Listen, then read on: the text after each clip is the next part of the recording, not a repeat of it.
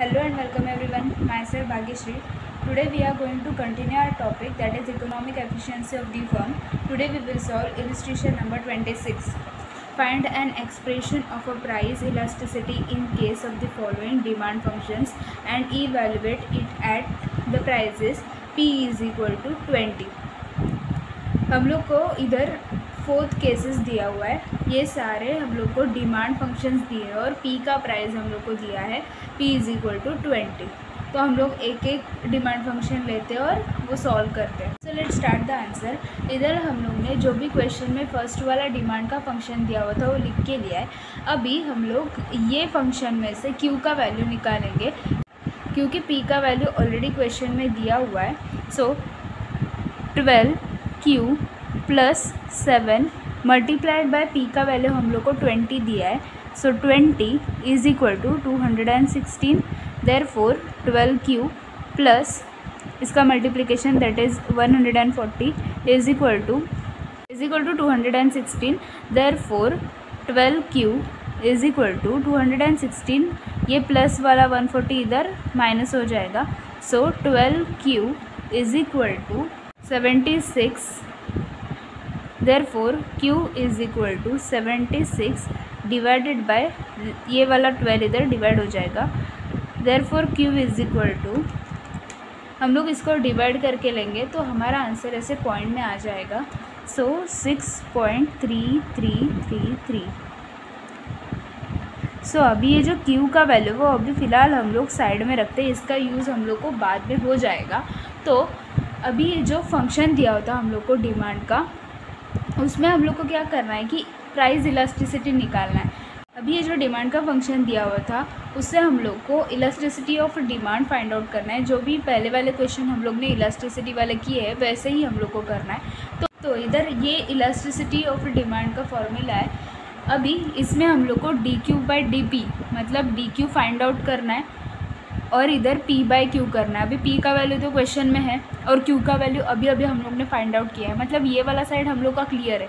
लेकिन इधर dQ/dP मतलब डेरिवेशन ऑफ Q या निकालना है हम लोग को। तो ये जो फंक्शन है इसमें से हम लोग Q का फंक्शन फाइंड आउट करेंगे, उसके बाद उसका डेरिवेशन करेंगे। तो इधर हम लोग ने वो फंक्शन अगेन लिख के लिया है। अभी 12Q इज इक्वल टू 216, ये प्लस वाला 7P इधर माइनस 7P हो जाएगा।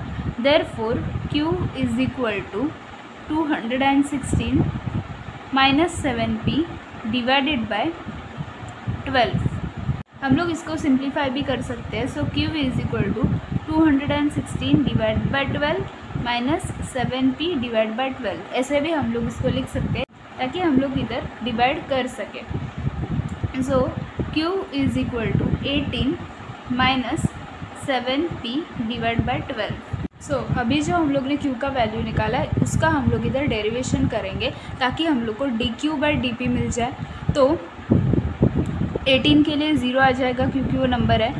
So minus 7 multiplied by P के ऊपर वाला 1 multiplied by P 1 minus 1।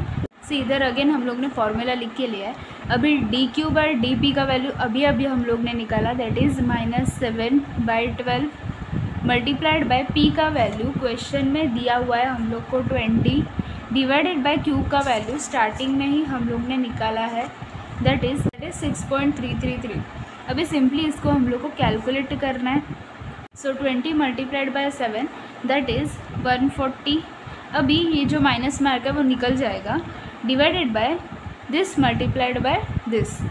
So see 6.3333 multiplied by 12, तो आपका आंसर ऐसे आ जाएगा। तो हम लोग उसको 76 तक राउंड ऑफ करेंगे।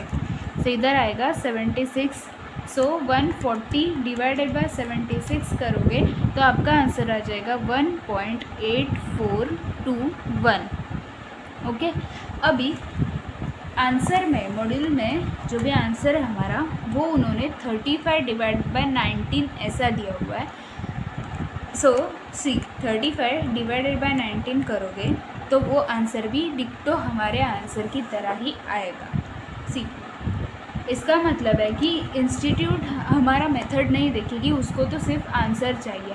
सो हम लोग कोई भी वे से कैलकुलेशन कर सकते हैं। जो भी ईजीएस्ट वे है जो मुझे पता था वो मैंने आपके साथ शेयर किया है। तो हम लोग को तो सिर्फ आंसर पे कॉन्सेंट्रेट करना है। सो मेथड कौन सा भी हम लोग यूज़ कर सकते हैं।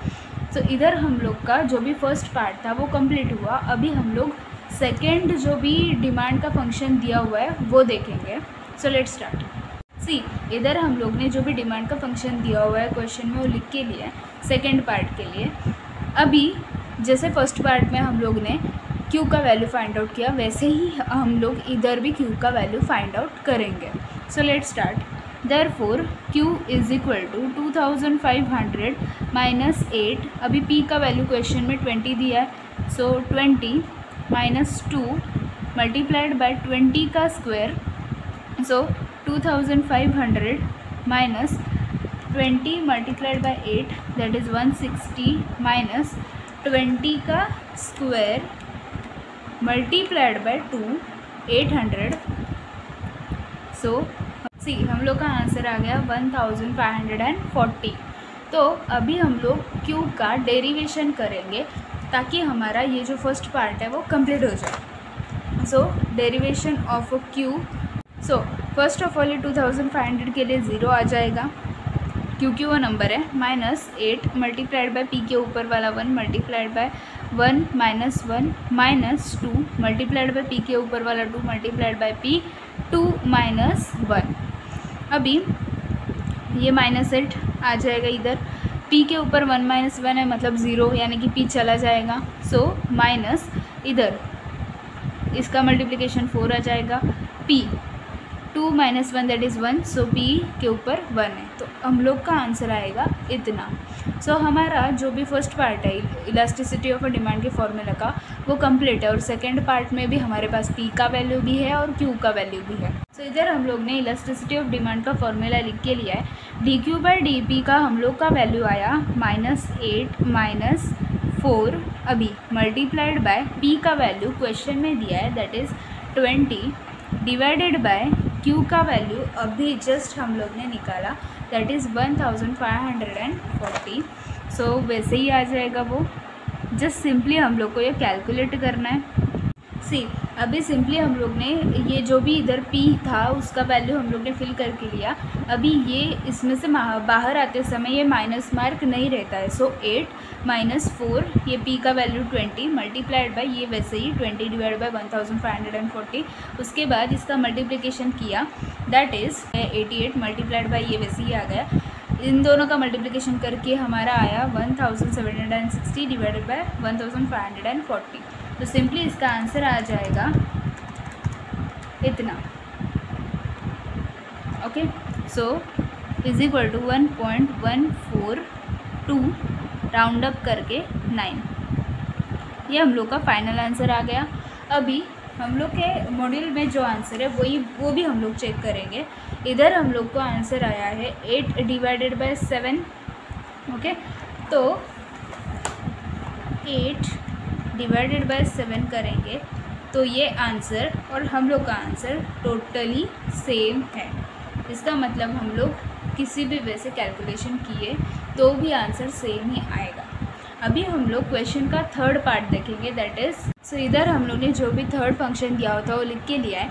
अभी पहले दो फंक्शन में हम लोग ने स्टार्टिंग में q का वैल्यू कैलकुलेट करके लिया था, लेकिन ये फंक्शन में अगर आपने नहीं कैलकुलेट किया तो भी चलेगा क्योंकि ये फंक्शन बहुत ही छोटा है। सो हम लोग डायरेक्टली डेरिवेशन ऑफ q करेंगे, लेकिन उसके लिए इसको थोड़ा सिंप्लीफाई करके लेंगे। सो q इज़ इक्वल टू 64। ये जो नीचे वाला p का पार्ट है वो हम लोग ऊपर भेज देंगे दैट इज़ p, लेकिन ये +6 ऊपर जाते ही वो -6 हो जाएगा। अभी सिंपली हम लोग को q का डेरिवेशन करना है। So dq by dp is equal to derivation of 64 p -6।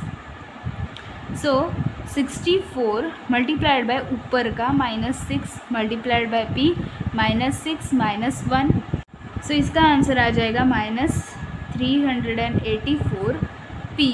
इधर -6 -1 दैट इज़ -7। अभी सिंपली ये जो p है उसको अगेन हम लोग नीचे भेज देंगे।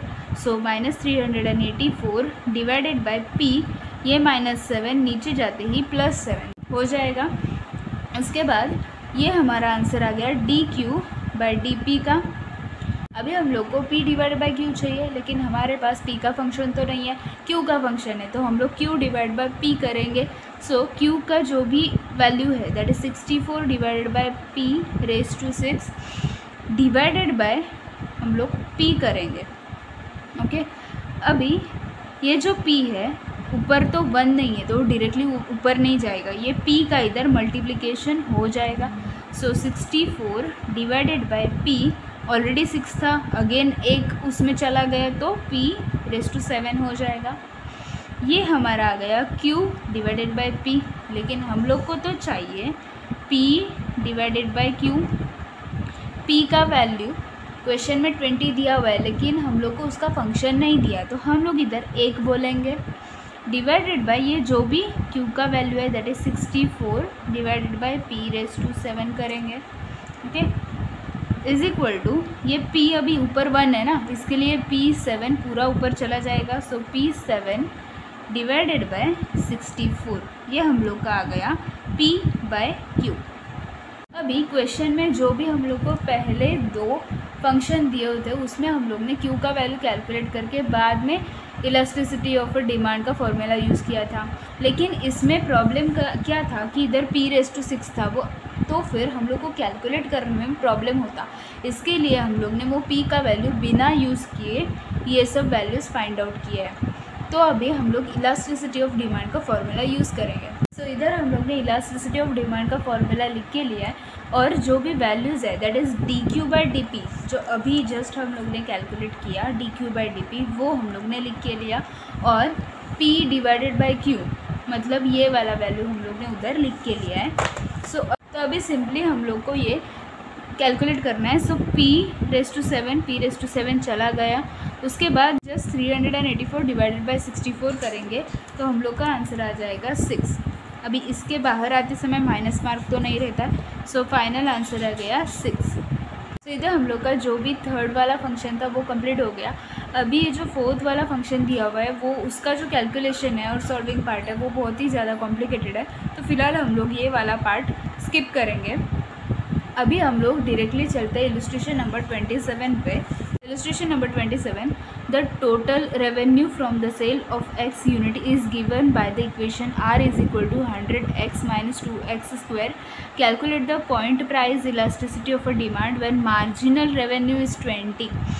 ओके, तो ये क्वेश्चन में हम लोग को revenue that is total revenue का फंक्शन दिया हुआ है और इलास्टिसिटी ऑफ डिमांड करने के लिए बोला है, और हम लोग को बोला है कि व्हेन मार्जिनल रेवेन्यू इज़ 20, मतलब मार्जिनल रेवेन्यू जो भी हम लोग निकालते हैं डेरिवेशन करके तो उसका वैल्यू 20 दिया हुआ है। सो लेट्स स्टार्ट। सो इधर हम लोग ने जो भी revenue that is total revenue का हम लोग को फंक्शन दिया हुआ है वो लिख के लिया है। अभी हम लोग को बोला है कि marginal revenue is 20।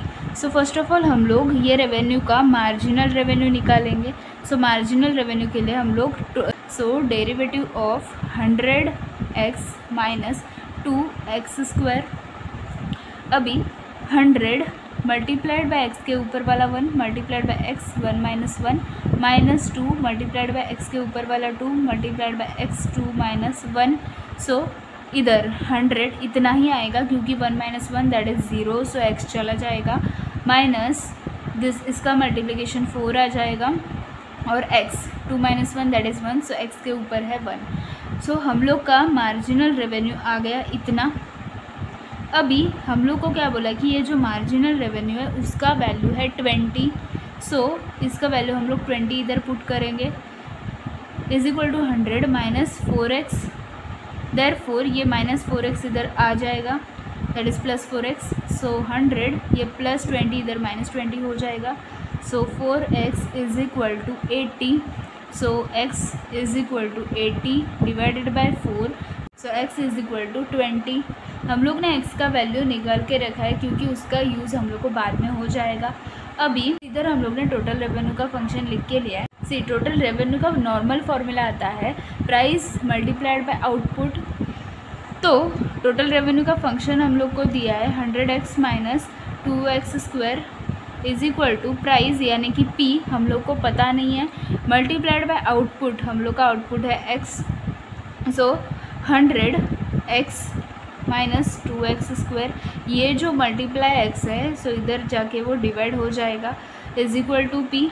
So x चला गया, सो 100 माइनस इधर ये x का स्क्वायर है उसमें से ये x चला जाएगा, सो इधर आएगा 2x। हम लोग का p का फंक्शन दैट इज़ प्राइस का फंक्शन आ गया इतना। अभी हम लोग को इलास्टिसिटी ऑफ डिमांड करने के लिए बोला है, तो हम लोग को तो फॉर्मूला पता है, dx divided by dp multiplied by p by x। अभी हमारे पास x का वैल्यू है लेकिन p का वैल्यू नहीं है, तो हम लोग जो भी हमारा x का वैल्यू है that is x is equal to 20 वो इस फंक्शन में फिल करेंगे तो हम लोग का p का आंसर आ जाएगा। देयरफॉर 100 माइनस 2, x का वैल्यू है 20 is equal to p। 100 minus 40 is equal to p। So इधर 60 is equal to p। So हम लोग का p का वैल्यू भी आ गया 60। अभी इलास्टिसिटी ऑफ डिमांड के लिए हम लोग का एक ही पार्ट दैट स्टार्टिंग वाला पार्ट बचा है, that is dx by dp। तो हमारे पास x का फंक्शन तो नहीं है, तो हमारे पास p का फंक्शन है, हम लोग dp बाय dx करेंगे। सो डेरिवेटिव ऑफ 100 माइनस 2x, सो 100 के लिए 0 आ जाएगा क्योंकि वो नंबर है। सो 2 मल्टीप्लाइड बाय x के ऊपर वाला 1 मल्टीप्लाइड बाय x 1 माइनस 1। सो हम लोग का आंसर आ जाएगा -2 क्योंकि 1 माइनस 1 दैट इज़ 0, ये x चला जाएगा। सो हम लोग का आंसर आ गया -2। लेकिन ये तो dp बाय dx है, हम लोग को चाहिए dx by dp। So dx का तो हम लोग को वैल्यू ही नहीं पता, तो हम लोग उसको 1 बोलेंगे डिवाइडेड बाय ये dp का वैल्यू दैट इज़ -2। लेकिन ये माइनस मार्क डिनोमिनेटर में नहीं रहता है, सो इसके लिए -1 डिवाइडेड बाय 2, ये हम लोग का फाइनल वैल्यू आ गया dx बाय dp का। अभी सिंपली हम लोग इलास्टिसिटी ऑफ डिमांड का फॉर्मूला यूज़ करेंगे। इधर हम लोग ने इलास्टिसिटी ऑफ डिमांड का फॉर्मूला लिख के लिया है, उसके बाद ये dx बाय dp जो जस्ट हम लोग ने निकाला दैट इज़ -1 बाय 2, और p का वैल्यू है 60 और x का वैल्यू हम लोग ने निकाला था 20, वो सब वैल्यू हम लोग ने इधर फिल करके लिए है। अभी सिंपली कैलकुलेट करना है। अभी इसके बाहर आते समय माइनस मार्क तो नहीं रहेगा, तो 60 multiplied by 1 that is 60, 20 multiplied by 2 that is 40, तो हम लोग का आंसर आ जाएगा 1.5।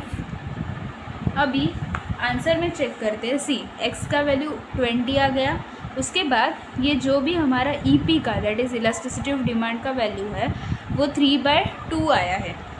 सो 3 डिवाइड बाय 2 करोगे तो भी 1.5 ही आएगा, इसका मतलब हमारा आंसर करेक्ट है। सी इधर हम लोग का इलस्ट्रेशन नंबर 27 कंप्लीट होता है। जस्ट एक बार रिवाइज करेंगे प्रोसीजर कि हम लोग ने क्या क्या किया था। सो फर्स्ट ऑफ ऑल हम लोग को इस पे पहुंचना था, दैट इज़ ये सब वैल्यूज़ हम लोग को फाइंड आउट करना था। इसके लिए हम लोग ने फर्स्ट ये जो भी टोटल रेवेन्यू का फंक्शन दिया था उसका मार्जिनल रेवेन्यू निकाला, क्योंकि मार्जिनल रेवेन्यू का वैल्यू दिया था, वो मार्जिनल रेवेन्यू से हम लोग को x का वैल्यू मिल गया। उसके बाद अगेन टोटल रेवेन्यू का यूज़ करके हम लोग ने p का फंक्शन निकाला और उसमें x का वैल्यू पुट करके p का वैल्यू फाइंड आउट किया। सो p का और x का वैल्यू दैट इज़ ये वाला पार्ट हम लोग का रेडी हो गया। उसके बाद हम लोग ने सिंपली ये p के फंक्शन का डेरिवेशन किया। सो dp बाई dx हम लोग के पास आया, लेकिन हम लोग को dx बाई dp चाहिए था, तो हम लोग ने सिंपली इसको उल्टा किया। सो हम लोग का dx बाई dp आ गया, तो फर्स्ट वाला पार्ट भी रेडी हो गया। वो सब वैल्यू इसमें पुट करके हम लोग ने फाइनल आंसर फाइंड आउट। तो इधर हमारा इलस्ट्रेशन नंबर 27 कंप्लीट होता है। अगर ये वीडियो आपको हेल्पफुल लगा हो तो प्लीज़ वीडियो को लाइक कर देना, अपने फ्रेंड्स के साथ शेयर करना और मेरे चैनल को सब्सक्राइब करना, क्योंकि ऐसे ही बहुत सारे टॉपिक पे अभी नए वीडियोस पोस्ट होने वाले हैं। Thanks for watching friends.